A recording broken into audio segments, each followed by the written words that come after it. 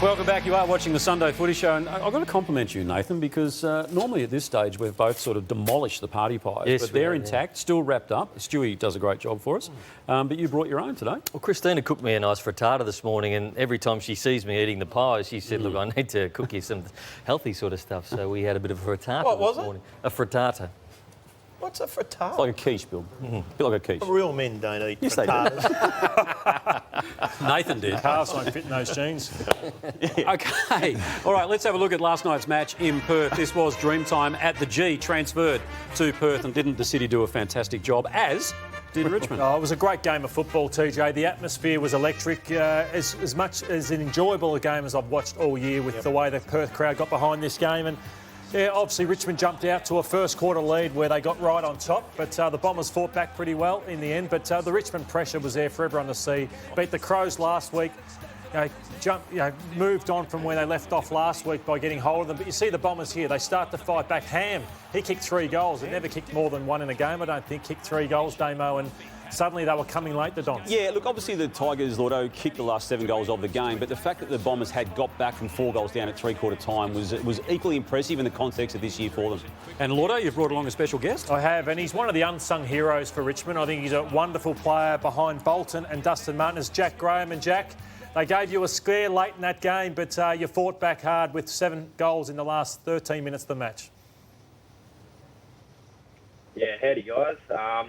What a great game it was. But to be honest, last quarter was a bit nerve-wracking. Started looking around, but we knew if we stuck to the process, we'd be able to get the job done, and walked away with a win. What about the atmosphere, Jack? It seemed like a pro-Essendon crowd. How did you find the atmosphere at Optus Stadium? Yeah, no, it was great. Packed stadium. Last week we were over in Greater Western Sydney, and there wasn't too many fans there, where this week I think 55,000 for such a special round as well with Dreamtime. It was huge. The fans were really going nuts. How hard's it been, Jay? I mean, it's going to be 3 weeks on the road probably, which is stretching what Gillen said that he would require the players to be. Is it got shades of last year for you and the group? A little bit. I think just not knowing really. Last year they said 32 days and it turns out to be 110 or whatever. So, yeah, it's difficult at times, but you just got to stay positive. And, the win on the weekend or yesterday, that just, drives you and shows that the group's connected and willing to wherever so we can play our best footy and get as many wins as we can. Hey, we've all played with talented teammates, and often they do ridiculous things at training that the public doesn't get to see. Shea Bolton's taken either the best or second best mark of the season, and he's also probably kicked the goal of the year. He's a freak. Does he do stuff at training that you just shake your head at? Yeah, no, he's a great player, and the privilege of training with him, every week. But I can never catch him. So good luck to everyone else trying to catch him. Hey, Jack, 2 physically, demanding players in Tom Lynch and also Nan Curvis go out of the side. And you bring young players in, and you want your young players, to break even or do their job. But I think Marbu Shoal and Callum Coleman-Jones last 2 weeks, they've done that. But I think they're giving you more than that. I think they've been over and above what you'd expect the last 2 weeks. Yeah, no, both of them have really stepped up, played their roles. That's all Dimmer asked of them. And, Cholly in that first quarter was duking everything, candy. So it's great to see them get their opportunities and, take it with both hands. Jack, communication amongst you Tigers players has been a key to what you've done in the past 4 seasons.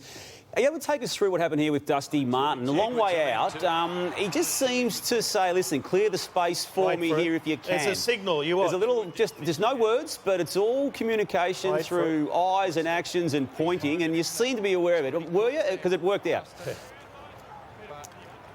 Yeah, no, I was trying to tell him to stay down for longer because we're that cooked and we're hanging for the siren. But he just said, "Oi, try block Tipper, and I'm going to try a shotty." So I kind of got him, and it worked. Even though it was a bit of a mongrel punt, but it's still a goal. Hey, Jack, just before Billy pumps your tyres up and tells us how good you were, I just want to ask you, what's your freedom like over there? Are you allowed to sort of stroll around, or are you in lockdown? Give us a snapshot of a typical day. We're obviously allowed to leave the hotel, but we've got to wear a mask unless we're going for a run. But the beach is only 300 metres away, so there's not a huge amount that we can actually do. We're still, under guidelines. We can't sit in cafes or restaurants, so it's all on the run. But the day's just mostly filled with going for walks and going to the beach about 4 or 5 times, come back to the hotel, play a bit of ping pong, and then go back to the beach. So we're just making do with what we can do. So, yeah, it's good, but at the same time, it's a bit frustrating. Yeah. So no one else in Perth's wearing masks, but you have to wear masks when you go outside. Is that right?